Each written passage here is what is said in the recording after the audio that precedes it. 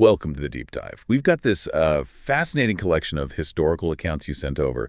Honestly, some of it reads more like Renaissance true crime than straight history. It really does. And today, we're digging into these stories, these celebrated crimes, trying to figure out how things like personal ambition, lust, jealousy, how they actually ended up shaping major historical events. Right. We're looking at that intersection of high politics, maybe even spiritual corruption, across centuries, from Renaissance Italy all the way to, 18th century France? Exactly. Finding those nuggets of insight in all the drama, how private vice becomes public history. And we're starting right at the collapse of a really magnificent era in 15th century Florence. Okay, yeah. Lorenzo the Magnificent's deathbed, 1492, head of the Medici family, and Savonarola, the fiery preacher, is there. To give absolution, but it's not straightforward, is it? There are conditions. 3 conditions, yeah. The first 2, Lorenzo's apparently okay with. Have complete faith, repent. Standard stuff, relatively speaking. But the third one, that was the kicker. He had to promise to return property the Medici had unjustly taken. And the sources say he paused, asked if he'd have time, and then died, clutching a crucifix. Yeah. Wow. Talk about a symbolic end. It really was the end of an era. Even Machiavelli noted that omens appeared right after, foreshadowing calamities. And those calamities weren't long in coming, politically speaking. Not at all. His son, Piero de' Medici, he tries to take charge. Rides through the streets shouting the family battle cry, Pale, Pale, for the balls on the Medici crest. But it falls flat. Completely flat. The sources say there was just silence. No echo. The city had turned against them. Piero's forced into exile pretty quickly. So this creates a kind of moral vacuum, doesn't it? A huge one. And stepping right into that vacuum, Yeah. the Borgias? Ah, yes. Rodrigo Borgia, who becomes Pope Alexander VI. A seriously intelligent guy, apparently law, military background, but then decides, as the sources put it, to just live according to his own fancies and caprices. And central to those fancies was his family, his mistress, Rosa Venazza, and their children, Francesco, the infamous Cesare Lucrezia. And they weren't exactly subtle about their lifestyle, were they? Right there in the Vatican. Not even remotely. There's this account of a big Vatican event where Lucrezia and Sanzia, that's his son's wife, are just sitting there on the steps of the pulpit, surrounded by women described as, and this is a quote, more fit to dwell in Messalina city than in St. Peter's. Messalene, the notoriously debauched Roman empress.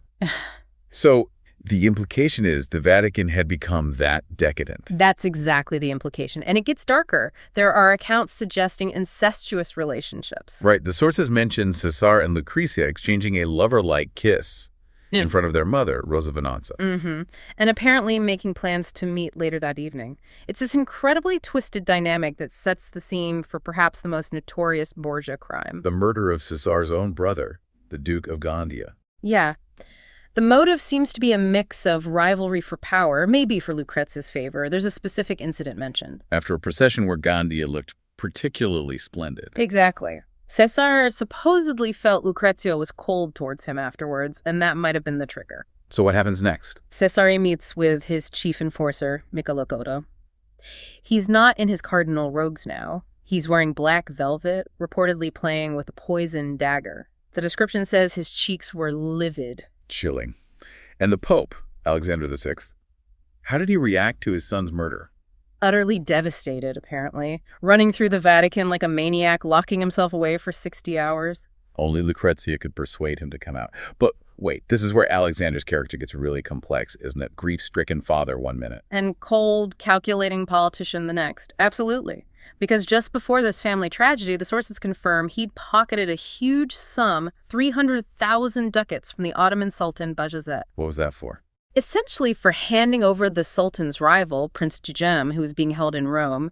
It shows that even in the midst of profound personal grief, the papacy under him was operating like a business. Spiritual authority traded for cash and political leverage. Precisely. It really highlights how transactional things had become at the very top, undermining the church's moral standing. That idea of power, passion, and maybe moral compromise, it leads us quite neatly into our next section, doesn't it?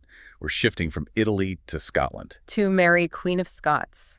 Another figure whose life seems driven by intense personal factors that had massive political consequences. And the sources are pretty blunt. They suggest her great and real crime was simply her beauty. It's a provocative statement, but you can see how her looks played a role. They inspired fierce loyalty, but also dangerous obsession and political fear. Remember that story about her mother, Mary of Guise? Showing the infant Mary naked to the English ambassador. Yeah, just to prove she wasn't deformed. Her appearance was political from day one, and it certainly got under the skin of her cousin, Elizabeth I of England.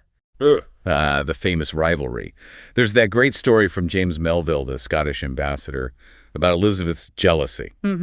She apparently wouldn't give him a portrait of Leicester, got quite worked up, insisted Melville watch her play the harpsichord and dance. Trying to fish for compliments, basically. Pretty much. Melville says she only calmed down when he sort of fudged it and said Mary wasn't quite her equal, but it shows how personal it was for Elizabeth.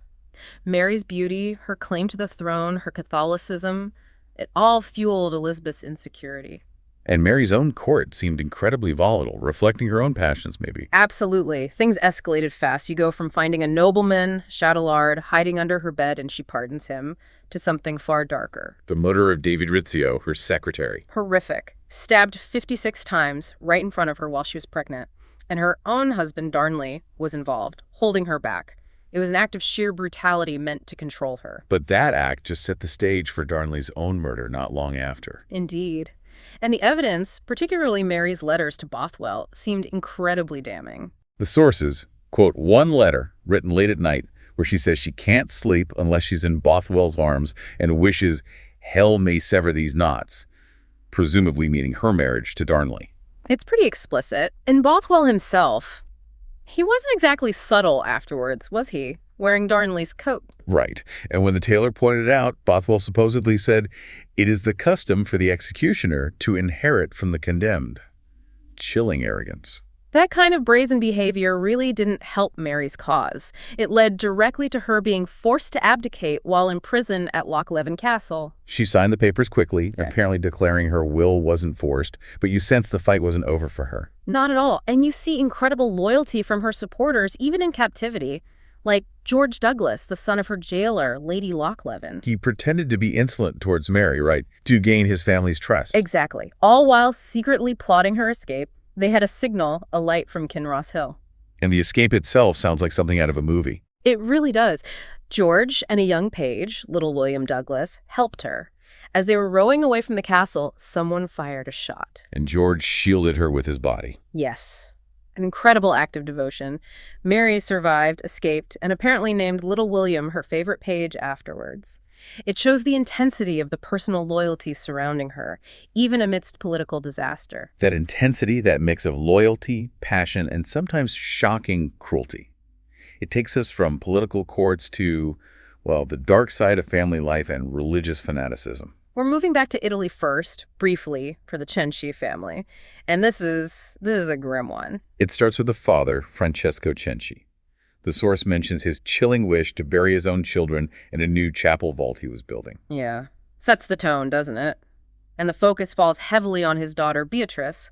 He was apparently harsh with her, but then... When she turned 13, his attitude changed, became suddenly tender. Yes, but in the most horrifying way. The source says he had marked her for his own. The implication is clear and deeply disturbing. Leading Beatrice and other family members to conspire to murder him.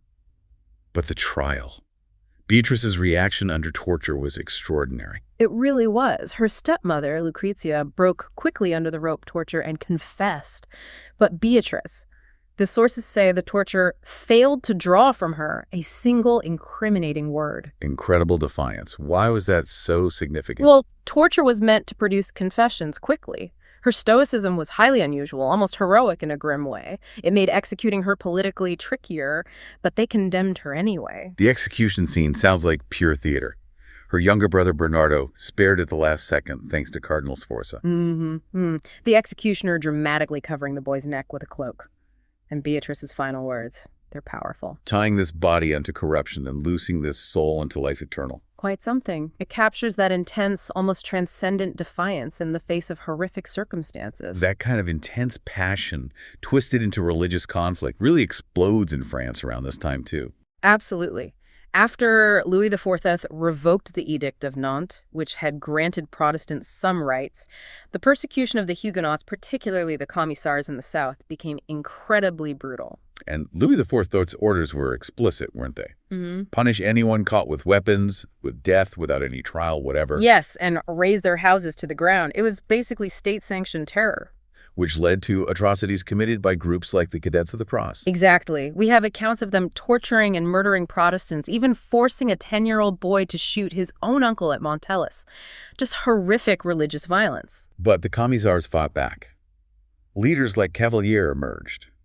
He sounded like a skilled military tactician. He really was. There's a story of him using a ravine to ambush dragoons, essentially trapping them. It shows incredible ingenuity born from desperation. Did he manage to negotiate anything? He tried. He met with the king's general, Villars, seeking peace, but his main condition was liberty of conscience, freedom to practice their religion.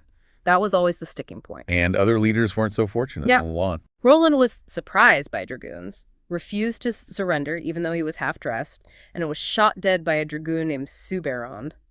A stark end. This era of fanaticism also produced some truly bizarre cases of, well, spiritual hypocrisy masquerading as piety. Which brings us to Urbain Grandier and the Loudun possessions. Ah, yes. A classic case. Grandier had enemies, particularly a rival monk named Mignon, who worked with the Ursuline nuns in Loudun. They accused Grandier of using witchcraft to possess the nuns. And the exorcisms were just suspect from the start, weren't they? Completely. There's this detail where the lead exorcist, Père Lactance, tells the Mother Superior to answer in French during an exorcism. Why? Because, he claims, some devils are more ignorant than peasants. So basically admitting it was a performance they were coaching. It certainly looks that way. It was all designed to frame Grandier, but the torture inflicted on him later was horrifyingly real. Père Lactance driving wedges into his legs. Yes. The source describes the blood spurting out, hitting Lactance in the face, and him just wiping it off with his sleeve. The sheer cold-bloodedness is shocking. And Grandier's plea, "Oh, Père Lactance, is this charity?" Heartbreaking. Apparently his final prayer was so moving a lieutenant wrote it down, but the official in charge, de Laubardemont, confiscated it and forbade him from ever showing it. They didn't just want him dead, they wanted his voice silenced. And for the ultimate hypocrite, maybe we look at Deroux. Deroux is quite the character, a master of fake piety. He murdered a Madame de Lamotte and her son, Edouard. How did he manage his son? He deceived him completely, wrote to young Edouard saying his mother was planning a wonderful surprise for him, getting him a position as a page, all while Madame de Lamotte was already dead, buried in a cellar under an assumed name. That's just pure evil disguised as kindness. And he kept up the pious act right to the end. When the authorities finally found the body, his wife was forced to identify it in the cellar. And where was Deroux? The source says he was nearby repeating prayers. Exactly. That ability to maintain this veneer of devoutness while committing monstrous acts, that connects him right back to someone like Pope Alexander VI, doesn't it? It really does.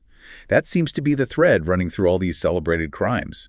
History isn't just shaped by grand strategies. It's driven by these deeply personal, often depraved, human impulses: vanity, greed, jealousy, lust. All hidden under a cloak of political necessity or religious justification.